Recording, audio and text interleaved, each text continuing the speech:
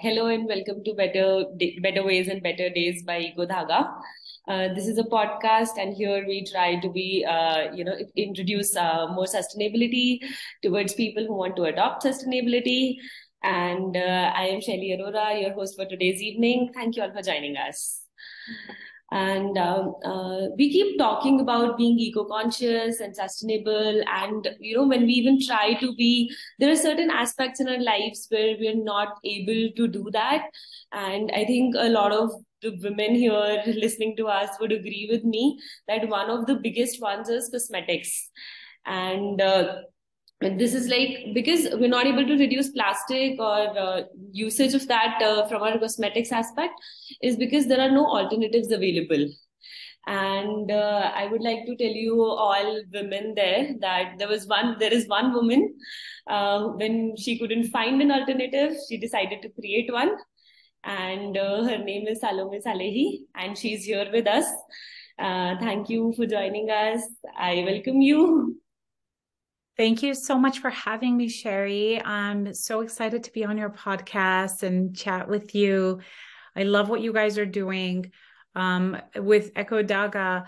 And I'm not sure if I pronounced that perfectly, but with your company, I love what you're doing because as someone who spent many years in the fashion industry, I think it's definitely one of the industries that came to sustainability much later than everyone. So I believe in your mission and I'm honored to be here chatting with you. Thank you so much. And we believe in our mission too. And I hope that we reach where we wish to be, where we need to be. So with that, I would like to give a little bit of more of your introduction to our audience.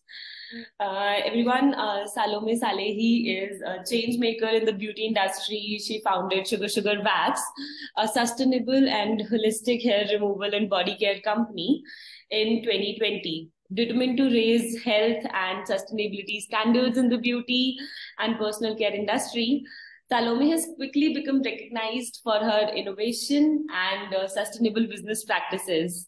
And not only are the products developed with human health at the epicenter of function, but every business decision is also made measuring the product or ingredients against the environmental impact.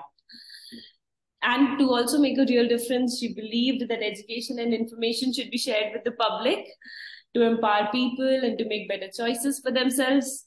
So shortly after launching Sugar Wax, Salome launched Natural Beauty Summit, a not-for-profit platform for experts in health and wellness to share what big business does not want the public to know, and to give other change makers in wellness and beauty a platform to share their stories and learnings.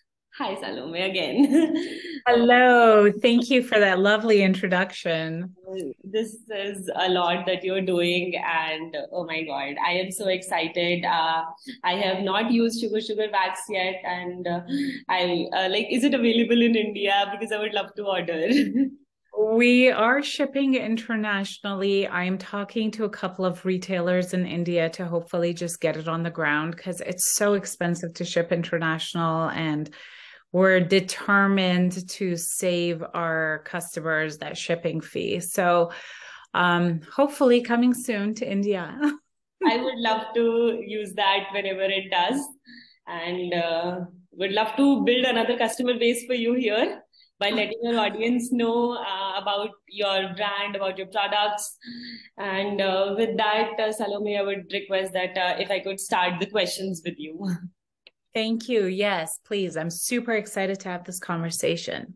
Okay, so my first and foremost question to you would be that, we keep talking about sustainability and the importance of sustainability. But from you, I want to know, like, what all areas are there and what all ways are there in which people and small businesses are already working towards being sustainable. Because like recently only I have found many ways, I have found about other brands, and I found about sugar wax, ways, and people are, businesses and people are trying to be more and more sustainable and are finding the alternatives available. So what are the other different alternatives and unique alternatives, might I say, that you have come across? Well, I think the topic of sustainability is a really important one for the beauty industry, because it hasn't been very sustainable for such a long time. And, like for me personally, sustainability, environmental consciousness has always just been a part of like my life growing up. And the more I travel, the more it became apparent to me how important this mission is in the world. I'm a mom. I have two young kids. So when we're, in Bali, Indonesia, or abroad, and we're hiking in the jungles, and there's like a Coke can on the trail in the middle of nature, like they look to me to answer why it's there or why someone would leave it behind. Or when, you're at the beach and you're playing with your kids and like plastic bags and bottles wash up on the shore, it really, really makes you aware of like, what is this world? Like, why have we gotten so far? And is this the world that I want to leave for my kids? So having said that, from my personal perspective, that really translated when I decided to start my business. And I think, like when I kind of started everything with like formulations and sourcing and building our production facility, that was like 3.5, almost 4 years ago. And back then, it was really difficult. I had so much pushback from the industry, from suppliers, from vendors, from distributors, saying, why do you want to do it in glass? Like no one's done it in glass. Like it's going to cost you more to ship. And like there's breakage and all these other costs associated with it. So there was a lot of pushback, even, like our manufacturing process, our formula is so unique that we actually couldn't give it to a manufacturing partner, because we'd have to give them our like trade secret of how we process the sugar.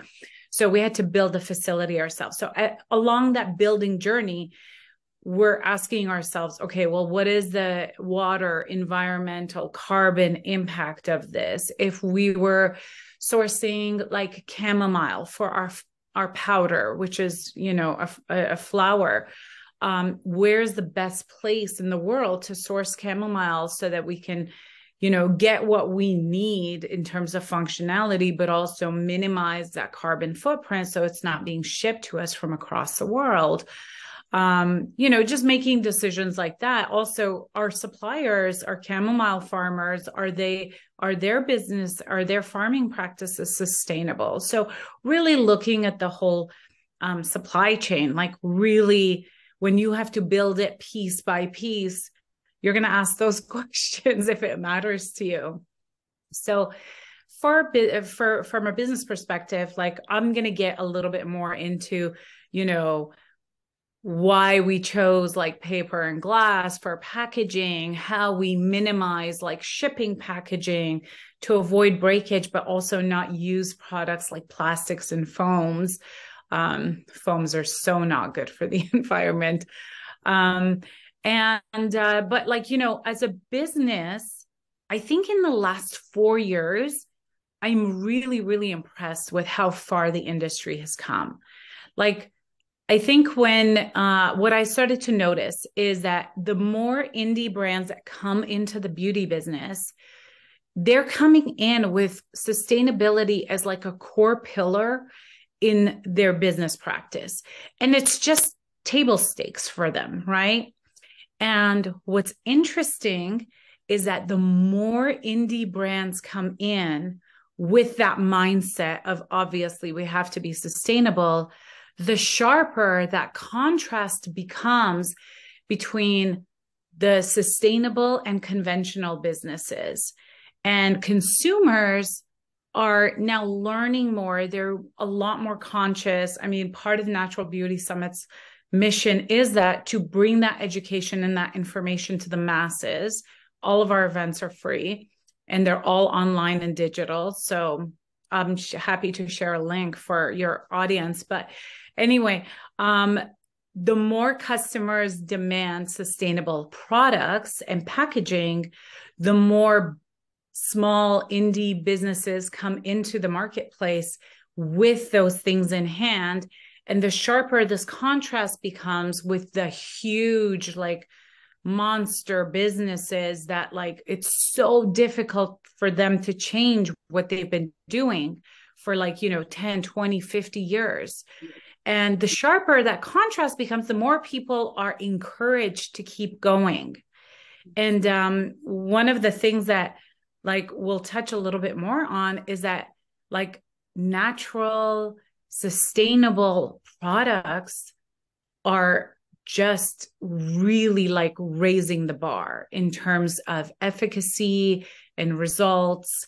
I can honestly say that our sugar wax, which is reusable, sustainable, like almost waterless, zero waste, biodegradable, hypoallergenic, cruelty, all of those things that you want something to be, actually works so much better than any conventional wax that you will put on your skin. And I think as more businesses come into the industry, that has to be the mindset. Like, our product has to be leaps and bounds better than what people have known.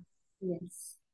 And I think it is also about creating the awareness, which actually becomes one of the most difficult aspects.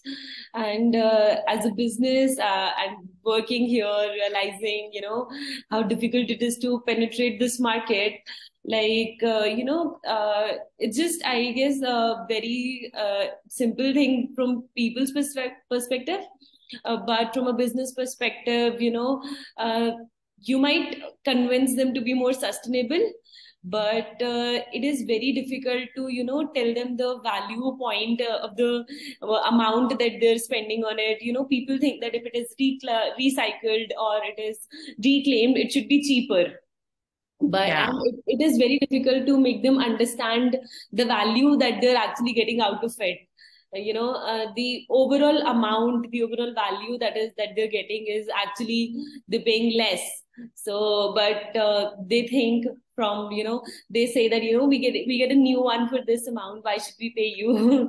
So all those things, all those little things, it gets very difficult to explain, because again, you cannot, disclose your entire process, because that is your USP. So you cannot do that. And then it just becomes even more difficult to, how to do that. So, like, what are those, certain kind of difficulties that you face maybe? So if you would like to talk about that. Yeah, I think you touch on something that's, like, kind of starting to become universally understood. And you see, like, sustainable products sometimes, or organic or whatever, it costs more. And in some cases, like in terms of food production, the real cost of, an organic farming practices is higher than conventional because you have more loss. But in the beauty industry, everyone knows this, like, in beauty products, there is a pretty big margin, like, it's one of the biggest margin industries that there is. And a lot of that budget, a lot of that margin goes towards marketing, right? So when, like, you have a product like mine, right? When you think waxing, you think, I need a warmer, I need, like, spatula, I need strips, I need all of these things, right? And our product is applied by hand directly onto the skin, and then you fold it back up and reuse it 8 to 10 times. So, like, to educate the customer in this new way of removing hair, we do have to allocate more budget to education, to awareness, to teaching. And then, whether our real cost, like in terms of production is the same or higher, it's not really that relevant. I think people think like you see a jar of wax and you're like, oh my gosh, it's $8. And sugar wax is maybe $36. That's a big difference. But the reality is that we need to start thinking about how we're using products a little bit differently, because that $8 wax, every time you apply it, it goes in the garbage. So, but every time you apply sugar wax, you actually reapply it 8 to 10 times. So even if you reapply it 8 times, one jar of sugar wax is like 8 jars of the $8 wax. And then you got 8 times 8 is 64. So really you're actually getting a bargain because you're getting a lot more use out of this. Now that's an example, but I've known like a lot of like clean skincare founders that are, you know, doing like the same thing. Like you get like a 15 ml bottle of their serum, and it's the same cost as like a 30 ml bottle, like twice the size of a conventional product. Now, the things that like not everyone necessarily knows is that when you buy something from a drugstore and it's mass produced, it has like 25 to 30% of it is preservatives. So even though you think you're getting like 30 mils, like at least 10 mils of that is preservative to extend shelf life so that, you know, it doesn't go bad, to withstand, you know, heat and cold and shipping and all of these like environmental pressures on the product. So, you know, that like 15 ml bottle versus the 30 ml bottle is a lot more concentrated of the active ingredients and the stuff that you need. And actually a little bit goes a very, very long way. My 15 bottle ml of her serum lasted much longer than my 30 ml serum of a conventional counterpart. So, you know, just to kind of go back to like, what are some of the challenges? I think, you know, education, it's a cost. There's a cost associated with education. Also, when you're using like repurposed materials, like post-consumer paper, for example, which we use for our shipping, then that has an associated like processing. So it's not just production, it's processing plus production. So sometimes those costs can be a little bit higher.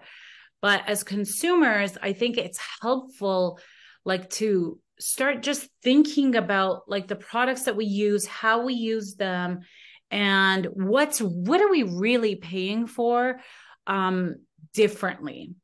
Does that make sense? Absolutely. I mean, as you're saying, I can myself think that, when, like you said, $36 or like $8. So the difference is like you're not paying for the strips here. Then you'll be paying for the strips. You might also be paying for the electricity that you're going to, use heated. And then again, the environmental cost. All of that is actually you reducing that. And again, you said it's eventually the overall cost that they're paying is a lot less.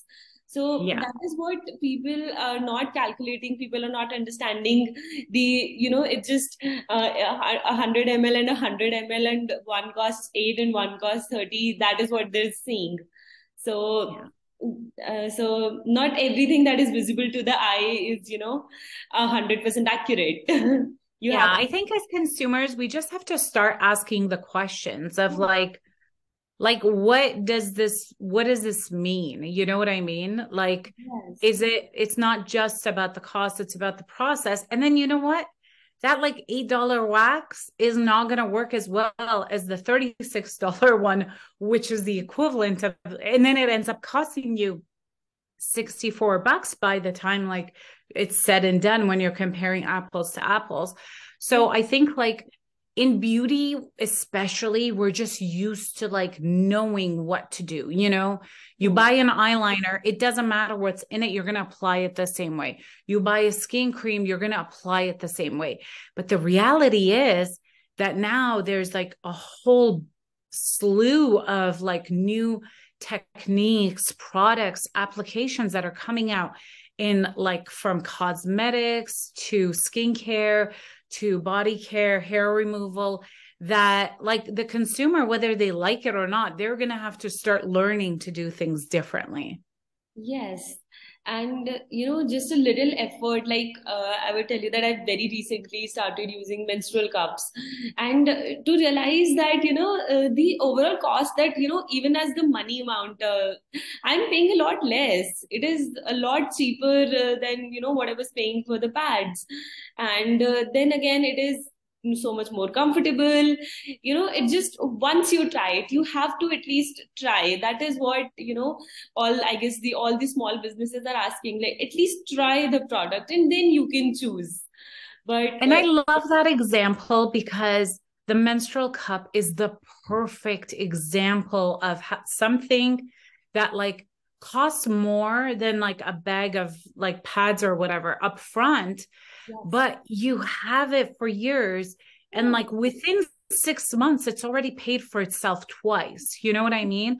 Yes. So that's a really good example. Thanks for sharing that. And yes, I'm a big cup advocate as Yes. well. And so have I become. Wonderful.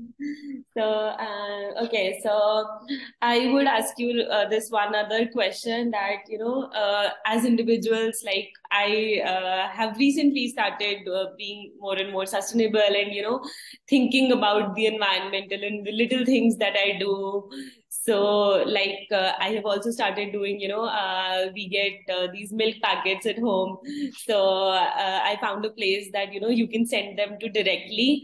You just have to wash the milk packets and you can just store them. And after you have, let's say multiple bags, you can just send them and they recycle it. So, these are little things that you get to know, and all you need to do is put a little effort. So I am trying to do that. And I guess I hope a lot of people are there who are trying to be more and more sustainable each day, adopt whatever practices that they can. So I would like to ask you, what are like other things that people like me, or, people like us can, or people who want to and have not started the journey yet, can do to be more and more sustainable?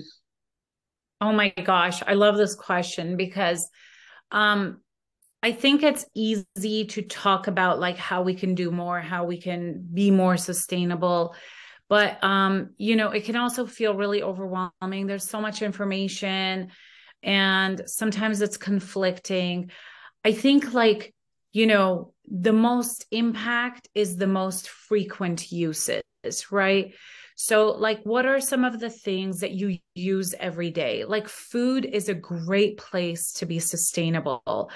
Like, it's easy. Like I have little kids, so it's easy to just go and get like that big pack that has all these like individually wrapped snacks for them. I just throw it in their backpack. But, like there's so many other great alternatives. So thinking about like, even like when you go grocery shopping, like, are you taking your own bags? Like, are you reusing those bags? Are you shopping? Like here in California, we have a grocery store that, those individual plastic bags that you put your fruit or whatever into, they're biodegradable. So when I make that choice of where am I going to go grocery shopping, am I going to go there or am I going to go to the other one, which is giving me this like plastic, which is not even recyclable and it's barely reusable. So just starting with your day-to-day decisions, like, am I going to walk? Am I going to, like drive if I can get away with walking, if the distance is short enough? Deodorant. I love what's happening in the deodorant space because there's so many great indie brands coming in and putting in great ingredients and really thoughtful, sustainable packaging. Toothpaste, shampoo. Oh my gosh, hair care is one of my like biggest sources of anguish in the industry because you're getting this like giant bottle and it's like 90% water. So just to ship all of this water, just the carbon footprint of that And I love what's happening with the shampoo bars and the conditioner bars. So it's dehydrated product. It's super concentrated. It works really well. There's so many companies coming out with it. It was a big trend in New Zealand a few years ago, and now it's becoming a little bit more mainstream. So just thinking about like, does this product need to have water? Yeah. Right? Like I'm in the shower. I love this company. I can't remember the name right now, but they have like a powder shampoo, right? Oh. So it's like, yeah, you're in the shower. There's plenty of water in the shower. You don't need another jar of water. Because also the other thing that happens is, and I know we're going like off of sustainability slightly, but it's health and wellness. And I think it's related. But when you have water in a product, you have to have a lot of preservatives to avoid bacteria. Yeah. So when you have waterless products, like choose waterless products anywhere you can. I've started using these toothpaste tablets, and no plastic, comes in a little glass jar. I can just go to the refill store and buy it by the weight, by grams. And, you know, like there's so many great options. The world is becoming so much more sustainable, world of consumerism. But I think if you want to make a big change, you just want to look at like your day-to-day things. Like if you dye your hair like once every 6 months or once every like 3 months or whatever, like you don't need to stress out about like, you know, that as much as what you're doing every single day. Yes, absolutely. And wow, that like wow. So It's a lot to think about, you know, like being in the industry, I kind of have to think about these things a lot. So for me, it's like, okay, well, this, if we're shipping it like this, or like, you know, when we order, like when we order raw materials or like componentry, like our glass bottles and jars, like I don't throw those boxes away. We reuse them like every step that we can. And I think like when you start thinking like, don't get overwhelmed with it, but just like day by day, the little choices that we make. yes. Can you give me 1 second? Yeah. Just give me 1 second. My Zoom is something is wrong. Oh no. Yes, just give me 1 second. Yeah. Okay, looks like we've got 8 minutes on the recording. So Yes. Uh, so, what was I saying again? you were going to ask me your last question. Yes. So, I guess my last question to you is, I think we've covered a lot of points. I wanted to talk to you about how difficult it is to, connect with your own, even like it's another thing to connect with the consumers, but it's another task to connect with your own, team, your own supply chain, because you might feel that way and you have started the business, but not all the employees that you're getting, who are coming to you, and then like you said, choosing every little thing, and one of them is again your own team, your own supply chain, and the people you are working with, are they also believing in the same cause as you are? So these things become, these things might sound, little, or people might not think about it, but as a sustainable business, I'm sure you also face those difficulties. So is there anything that you would like to, highlight upon? Well, you know, I think about it like this. I think whenever you're challenged, like if we have someone coming in and they're like not thinking about this stuff, they're not even paying attention to this stuff necessarily. The way you set up your business, I think every challenge is really a learning opportunity. I know it's so cheesy to say, but it really is. And that's why I love having like these conversations, like with people like you who are change makers, because we create momentum together. Or, you know, for Natural Beauty Summit, like I get to meet and learn from so many incredible like experts. And again, it's about creating momentum together and creating processes.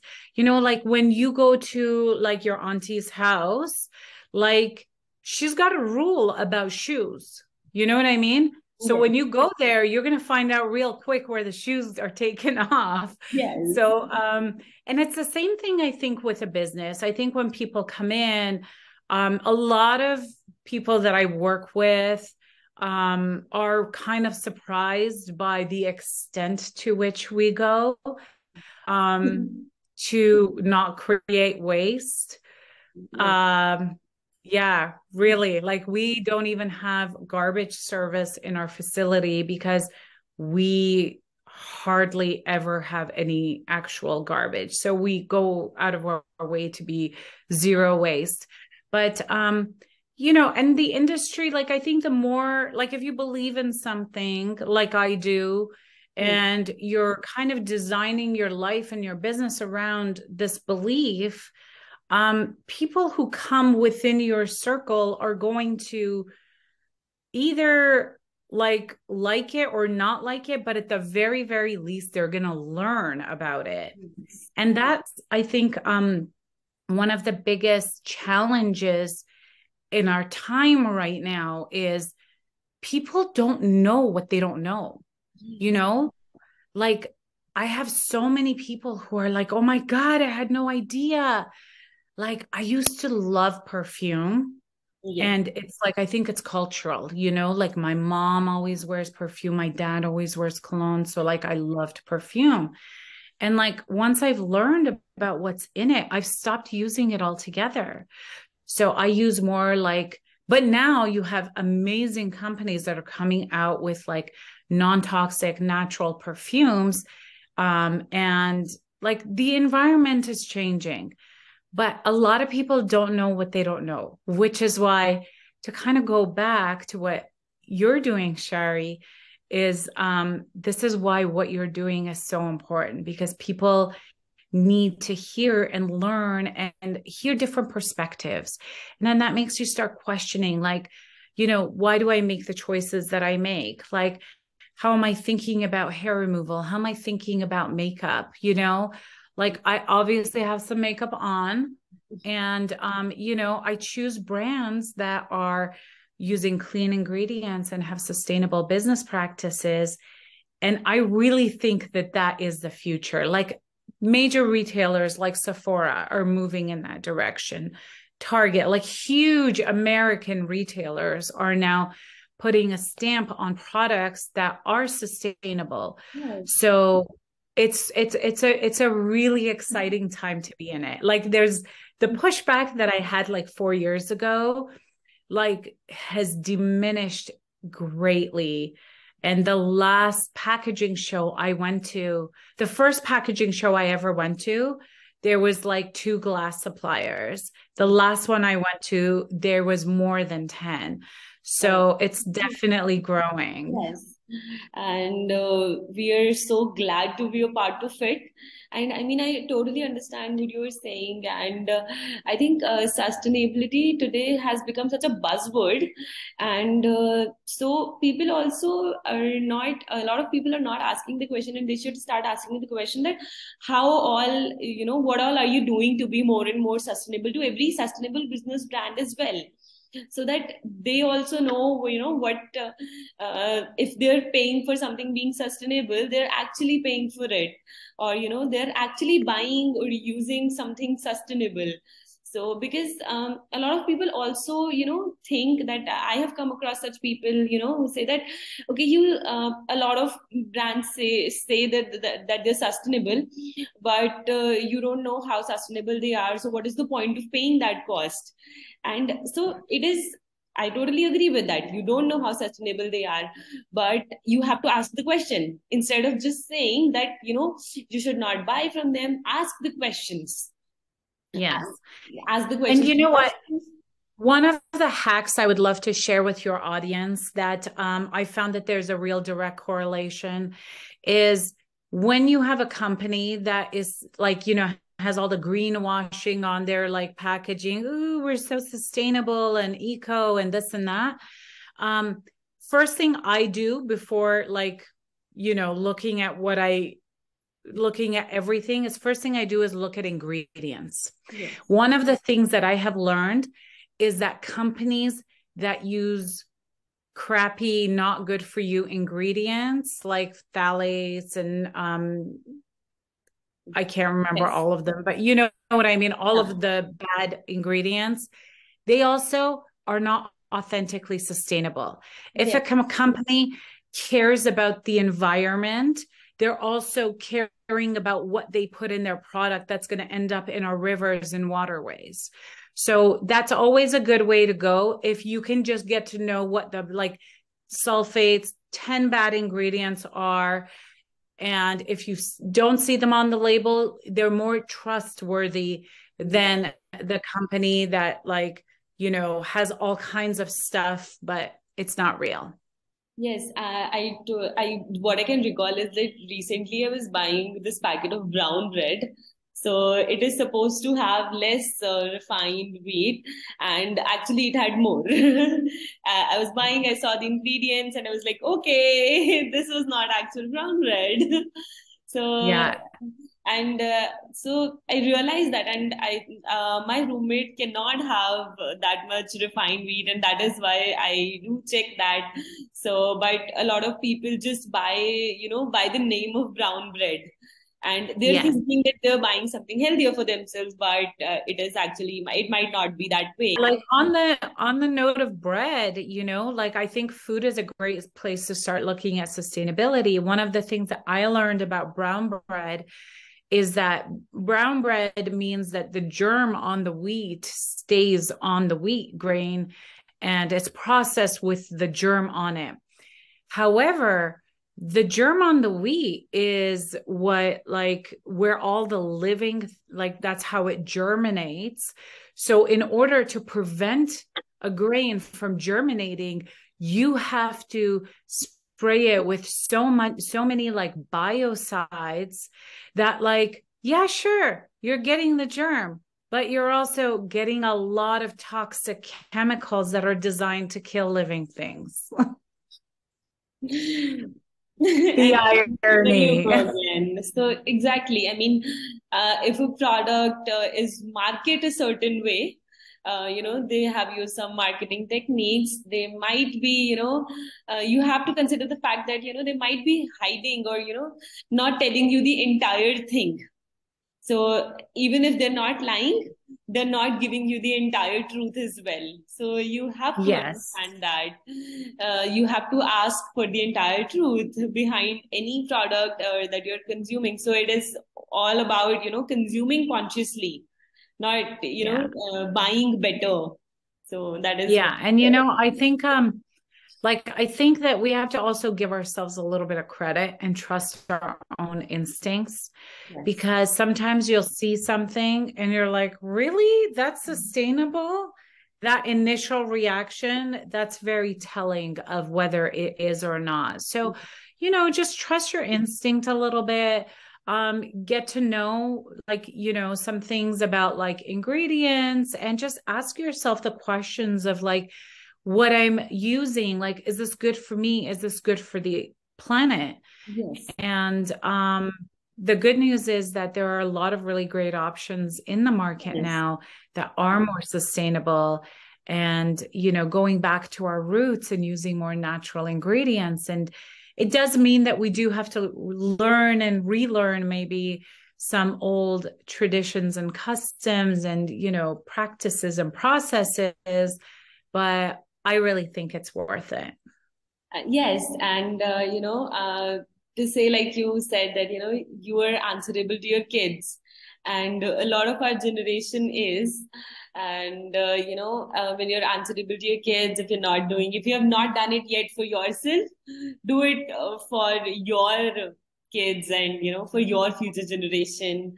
So yeah, with that, I would like to tell you that this is all that I needed to ask you. And this was a very lovely conversation, and I am so glad to have had this one with you.